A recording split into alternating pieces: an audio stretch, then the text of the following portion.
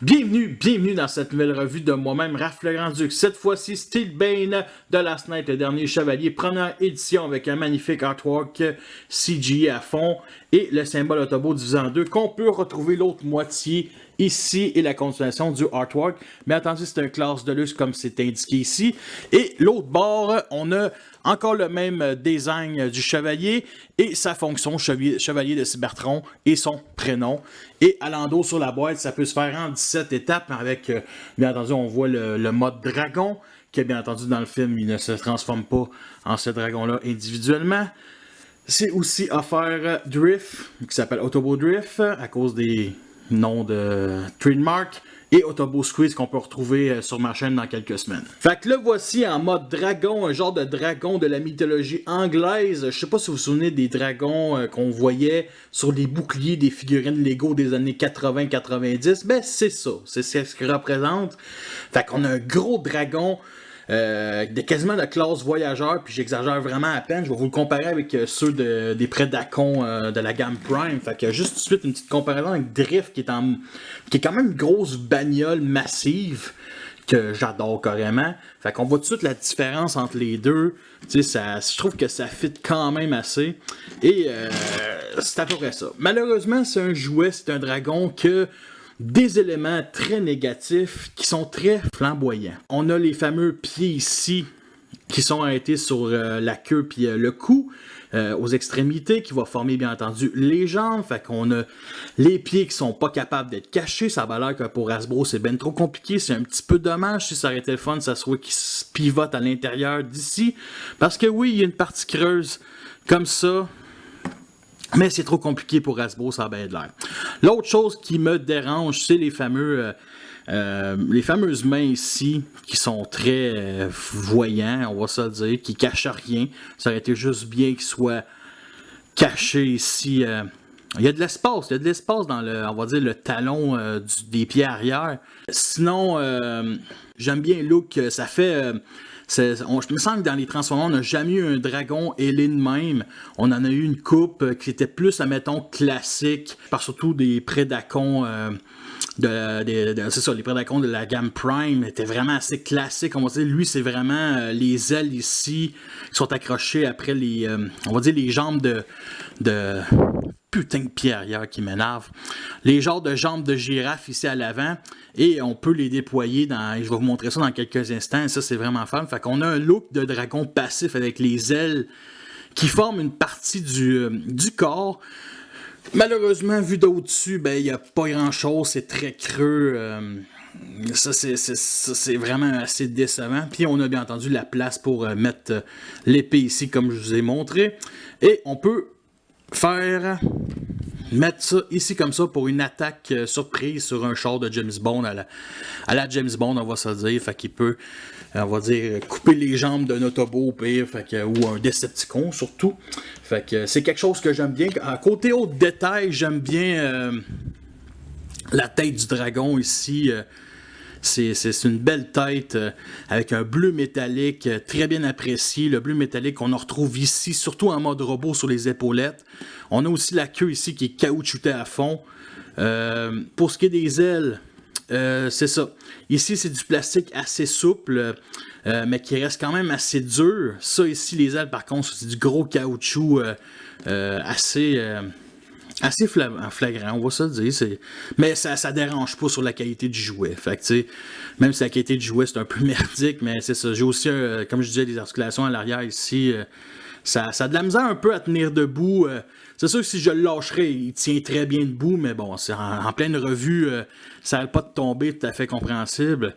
Fait que côté articulation, parce que oui, un dragon, à chaque fois que je fais un mode animal en revue, je monte les articulations. Fait qu'on va commencer par la tête ici, la mâchoire qui peut descendre, et il nous montre une petite langue rouge ici qui... avec belle imagination, peut être un genre de lance-roquette, mais bon, ça, c'est pas pour moi. On a un genre de panache ici avec des cornes qui peut lever, le mettre comme ça pour qu'il ait un peu plus peur, mettons. Je sais pas trop, là. Je connais pas les expressions vraiment des animaux. Fait qu'on a ça ici aussi qui peut pencher, qui est plus une étape de transformation. On a ça ici qui peut pencher, qui n'est pas une étape de transformation. Et moi, pour faire différent, c'est que Vous voyez ici, il n'y a pas de bas joint parce que il me semble que le mode officiel, c'est ce qui nous donne à peu près ça.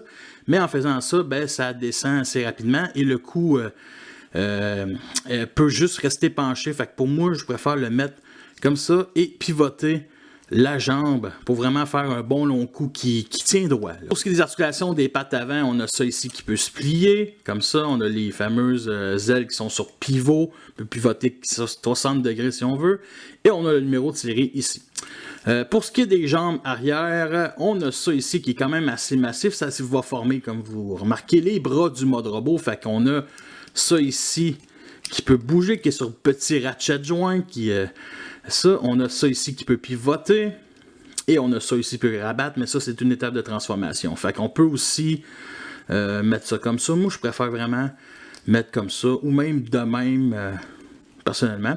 Et pour ce qui est de la queue, ben, on a ça ici qui est sur bas joint, et ici qui est une articulation surtout en mode robot, fait que ça peut bouger. Si, bien entendu, les ailes sont repliées sur le côté de son corps, on peut bien entendu le déployer pour former un énorme papillon. Fait que on n'a rien qu'à faire. Ça comme ça. Comme ça. Et on n'a rien qu'à le déployer. Les ailes, on peut les mettre de n'importe quelle façon. Je pense que l'idéal, c'est vraiment de cacher aussi les pattes de girafe parce que ça lui donne un certain look ridicule. Fait que c'est ça. Là, c'est surtout les pattes arrière qui prennent un coup sur les articulations. Là. Ça peut pas tenir. Ça, là, c'est juste ça qui tient les pattes arrière. Il n'y a pas ça. Il n'y a pas une petite plateforme, rien. C'est juste ça. Aïe, aïe. Au moins, la queue est là pour vraiment faire, on va dire, une troisième jambe là, ou quelque chose d'autre. Si vous pensez croche, fait qu'on a vraiment un look un peu plus... on va dire dragon ailé, là, on peut le mettre de n'importe quelle manière. Encore les pattes qui replient rapidement. Ouais, à peu près comme ça. Ouais. Bon, parfait, parfait. Yes, sir. Fait que vous trouvez ça ridicule? Ça l'est. Quand même. Mais au moins, on peut, si vous n'aimez pas le dragon du premier mode passif, ben vous pouvez trouver quelque chose avec un dragon à deux pattes et avec des immenses ailes foutu pied qui n'arrête pas de stable, s'il vous plaît. Merci, merci. Bon, en train de péter une petite coche et bien entendu, on n'a rien qu'à ouvrir sa mâchoire. J'aime bien aussi ses yeux rouges. Avec le bleu métallique, ça donne un petit côté un peu plus mythologique. Et il y a la fameuse partie ici. Bon, parce qu'il y a ça ici qui ne clipse à rien. Là. Ça fait juste se mettre, s'installer. Fait que ça n'arrête pas de bouger. Les ailes aussi sont sur bas joints qui sont pas très tight. Faut vraiment un peu plus. Bon, parfait, yes. On va juste le rendre un peu plus... dynamique. Bon, parfait. Est-ce que vous aimez ce dragon-là? Moi, je l'aime bien. Je l'aime bien. Vraiment gros. En tout cas, j'ai eu de la misère à le faire tenir. Mais bon, je pense que je préfère l'autre. Je préfère vraiment l'autre. Mais bon, on peut le mettre de même. Et ça, je trouve ça quand même cool, les deux méthodes de mettre le dragon. Parce que c'est bien rare que... C'est la première fois que je vois ça sur un Transformer Dragon. Et le voici à côté des autres dragons de la série Prime, qui est, on va se dire, très massif, surtout à côté de lui et de Predaking. Nous sommes rendus à la transformation et je vous dis tout de suite, elle est quand même assez originale. Je l'aime bien, elle est vraiment unique, pas parfaite. Mais reste quand même cool à faire. Fait qu'on va commencer par les extrémités, les jambes, c'est beaucoup plus facile pour moi. Fait qu'on va venir replier le cou ici à la jambe, comme ça. Et on va juste plier le pied comme ça. Et bien entendu, la figurine s'effondre sur lui-même. On va venir tourner 90 degrés ici la partie grise, qui s'est déclipsée comme d'habitude. Bien entendu, pour la queue, c'est la même affaire. On rabat la queue. Comme ça, et on fait juste plier. Pour ce qui est des ailes, on va juste venir les déplier et mettre cette partie-là vers le haut comme ça. Et je vous dis tout de suite, elle va descendre, peu importe le côté, mais ça va venir nous dégager pour former le reste du corps. On va venir déclipser les deux parties grises ici sur la partie, on va dire, verte, bleue. Je sais pas c'est quoi cette couleur-là. Bref, comme ça. Et on va venir replier ça un petit peu de cette manière. Vous voyez cette partie-là ici, la fameuse trou, on fait juste tourner 90 degrés vers le côté comme ça, pas l'autre côté parce que ça rentre dans la fameuse jupette. Ici, par contre, on va tourner aussi 90 degrés et on va venir plier à travers le corps comme ça et venir clipser ici à l'arrière. Pour ce qui est des jambes, bien entendu, on les place correctement vers l'avant et on tourne la figurine de bord. On va venir abattre ici la partie du torse qu'on avait déjà pliée. Comme ça. On va mettre les épaulettes assez droits et on va venir juste rabattre les jambes comme ça sur les avant-bras et tourner tout simplement. L'autre bord ne fait pas exception. Comme ça.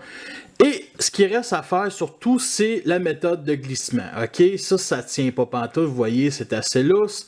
Fait qu'on va juste glisser vers le bas. Et ça nous déploie, bien entendu, la tête. Et malheureusement, ça tient. Il n'y a rien qui tient, OK? Pour l'instant. Et c'est là que là, cette figurine-là, il y a une petite partie qui vient, on va dire, toute gâchée. On va dire quasiment le robot, qui est un énorme défaut. Vous voyez ces genres de petites dents avec ces genres de petits trous? Vous avez compris, ça va venir se mettre là-dedans et s'installer. Et tout va se faire pour que ça ne se clipse pas. OK? Là, ça se clipse pas, mais ça s'installe. Fait que faut très bien tout tenir ça. Puis ça dégage tout simplement. Et pour le reste, on va dire de la partie de la transformation, je vais juste mettre mon doigt ici pour pas que je pète une fuse devant vous autres. Je fais ça pour vous autres, le peuple. Fait que, on va venir tourner ça et on va mettre les ailes. Vous pouvez les mettre de plusieurs manières. Personnellement, je préfère les mettre d'une façon, on va dire, classique. Comme ça. Avec, bien entendu, les pattes de girafe qui sont très voyants. Comme ça. Bon, parfait. J'ai pas pété une coche, parfait. Fait qu'on va juste l'installer ici, placer un peu, on va dire, les ailes, parce que c'est vraiment bien. Ça, je pour dire aussi que dans le film, il n'y a aucun chevalier qui a des ailes. Fait que d'après moi, ce jouet-là, il a été fait, on va dire, on va se dire comme toute la part des jouets des films dans la pré-production. Comme ça. Et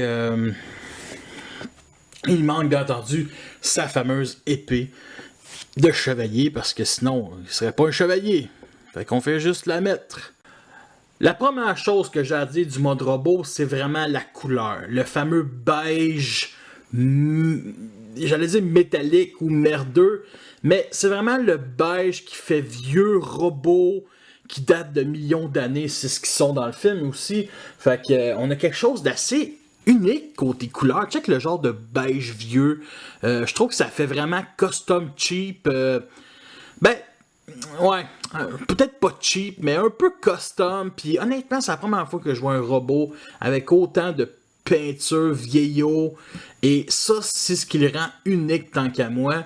Fait qu'on a un peu du gris. On sent que la couleur principale de ce robot-là, surtout qu'on a vu en mode dragon, c'est le gris un peu plastique qu'on voit, fait qu'il a été mis avec un peu de sable pour que ça fasse un certain look. Mais là, je peux pas dire c'est quoi les couleurs de base vraiment à l'origine de ce personnage. Je dirais vraiment qui sort d'un désert. On a du gris plastique de ce qui est plus normal. On a un genre de gris foncé ici qu'on en retrouve surtout sur les ailes, qui est très bien apprécié. Sinon, on a ce qu'on appelle un magnifique torse.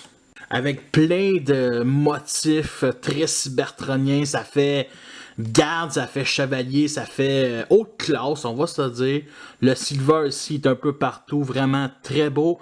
On a aussi, on va se dire, comme je parlais, un peu de bleu métallique ici sur le torse et ici ou juste un petit peu au-dessus, qu'on retrouve aussi sur les épaulettes. Et on a une tête qui est très magnifique, c'est ça que j'aime avec cette tête-là, c'est qu'on est... Tu sais, les chevaliers dans le film, ils ont une tête très robot, très sérieux comparé à, mettons, à Hound, Crosshair, Drift. Tu sais, tous les robots avec un visage d'humain.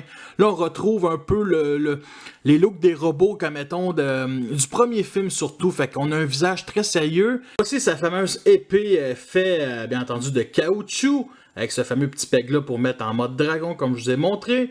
Et on a plein de détails sur l'épée qui fait très, je sais pas, organique. C'est le seul mot que je peux dire.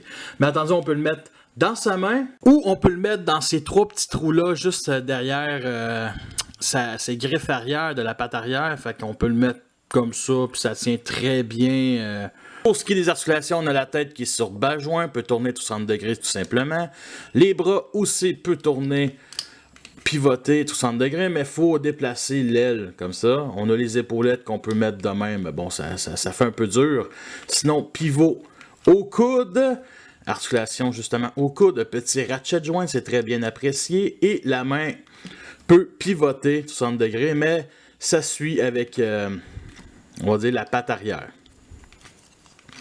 Rien, ça fourche, bas joint ici, on a des parties creuses comme d'habitude, et ça peut articuler ici, mais malheureusement, il faut qu'il descende le cou, la tête surtout, ce qui est, on va dire, un peu dommage, et ici, c'est un peu moins pire l'autre bord.